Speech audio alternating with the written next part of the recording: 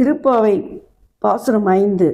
மாயம் வல்லவனும் நிலை பெற்ற வடமதுரையில் வந்து பிறந்தவனும் தூய்மையான பெரிய யமுனையில் நதியில் விளையாடியவனும் ஆயர்குலத்தில் வந்து தோன்றிய இரத்தின தீபம் போன்றவனும் தாயாகிய யசோதாவின் பெற்ற வயிற்றை பெருமைப்படுத்தி தாமோதரன் என்ற பெயரை பெற்றவனுமான கண்ணனை தூய்மையான மனதோடு சென்று தூவுகின்ற மலர்களை அவன் திருவடிகளை இட்டு வணங்கி வாயினால் அவன் புகழை பாடி மனதினால் அவனை தியானித்து வழிபட்டால் நமது பிழைகள் யாவும் நீங்கும்.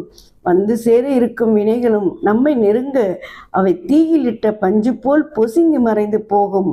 அவன் திருப்பெயர்களை சொல்லுங்கள் என்று அழைக்கிறாள் ஆண்டாள்.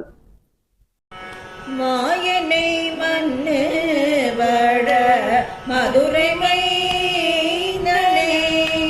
மாயனை மண்ணு வட மதுரை மைந்தனை தூய பெருநீர் யமுனை துறைவனை தூய பெருநீர் யமுனை துறைவனை ஆயர் குலத்தில் தோன்றும் மணி விளக்கை தாயை குடல் விளக்கம் செய்த தாமோதரனை தூயமாய் வந்து நாம் தூமல தூவி தொழுது தூயமாய் வந்து நாம் தூமல தூவி தொழுது வாயினார் பாடி மனத்தினால் சிந்திக்க